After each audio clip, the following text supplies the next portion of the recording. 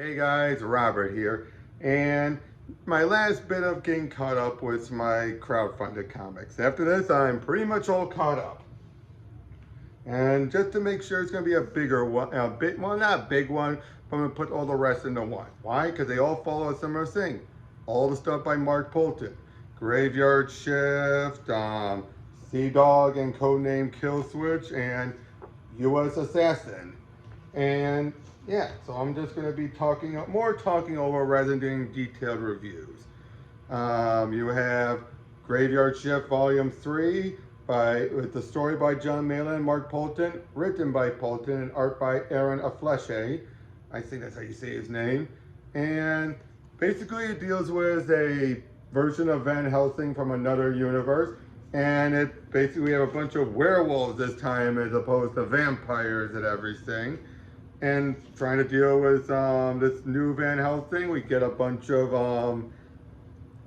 media stuff, much like what Frank Miller would do. And basically a lot of this leads into a wrapping up of the stuff with Van Helsing, as eventually they do take him down once and for all, as he was working with the Werewolf King. And then by the end of it all, it sets up for the Black Emperor, which is an interesting thing, because apparently this is a 5-part opening arc. So this is number 3. We got 2 more to go on that one. Also, much like from the last volume, there's a supplemental book as well, featuring the characters of Ruiner, written by John Malin, with art by Rob Willis, Tommy Patterson, and Matt Dalton. Nightwalker, plot by Mark Poulton, written by Rob Arnold and artist Joe Bell. And Lilith by Narwhal, written and created by. And it looks like Ruiner is kind of a Hulk-like character, big guy and all that. And the artwork here, it's multiple artists, but it's still relatively good. This is one of the better artworks I've seen on a lot of the crowdfunding books. Wouldn't say, I mean, yeah, it is right up there with a lot of the standards. Especially with Malin's not been involved in these since the 2nd volume. I mean, as an artist anyway. But again, just real good stuff, a lot of good action. Nightwalker, again, real good stuff, real good. Just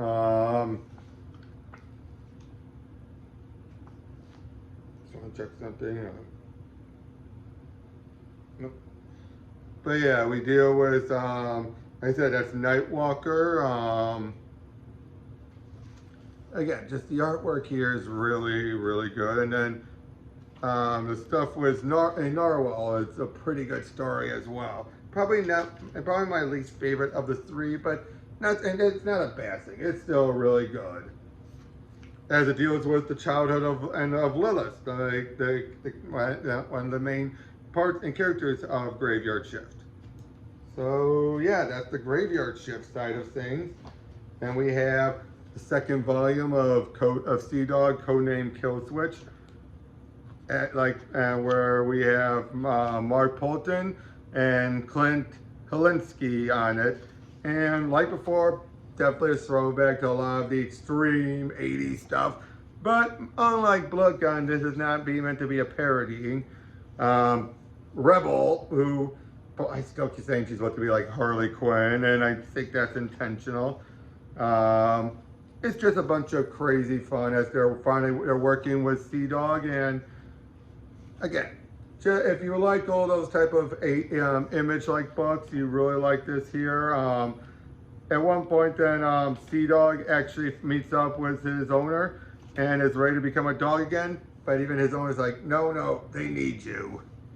And it ends on another cliffhanger again with Rebel looking up, basically like, you Marines were a nice start, but it's a throwback to Wolverine getting out of the water while dealing with the Hellfire Club. Next is the 2nd and 3rd volumes, because I didn't do a review of the 2nd one, of USAssassin. Both of which done by Poulton with artist Mike McCone. And, well, talk about an interesting opening artwork right there. The second volume gives a lot more of his origin and everything. as we find out a bit more about him, while still dealing with the present, introducing new monsters and everything. Real good stuff, real good. And then it ends with the setup leading into him being tasked with dealing with Graveyard Shift. Now, where this fits in their timeline, I don't know yet.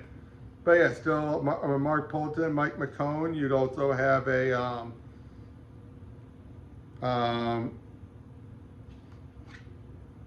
the Mercenary, which is based off of a wrestler. And yeah, basically we see Joe dealing with, like I said, dealing with Graveyard Shift. And again, it's what you expect. Craziness, insanity, good action and all that. And then and near the end, we then have Bazooka eventually gets involved. He gets abducted. At the same time,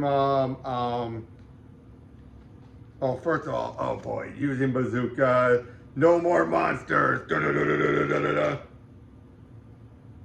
da. But yeah, Bazooka is taken, and it turns out he's up there with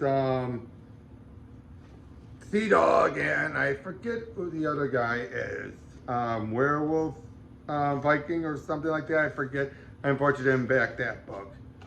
But then, apparently next volume, we're going to have Roddy Piper appear in it. Wow, the fact we're able to score that is pretty cool. So a bit of a short one, but I just wanted to give an overview of all these ones just so you can catch up on all these.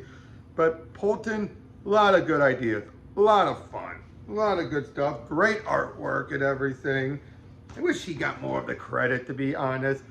Personally feel that Malin gets a lot more credit because of the Graveyard Shift stuff.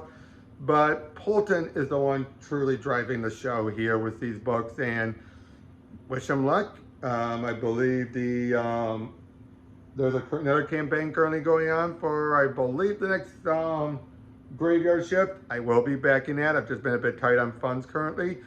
And yeah, keep up the great work. I mean, this is right up there. I should say this. This is right up there with Common America. I mean, way more than what they have even. Of course, that's partially because of the supplemental books. But yeah, this is right up there as far as keep on getting books out there. 3 different titles, all set in the same universe, building one big, massive world. That's the type of thing I want to do one day. And yeah, just hope they keep up the good work. Finally caught up on all my crowdfunded reviews. And yeah, that's pretty much all I have left to say. Nothing much else. Catch you guys later.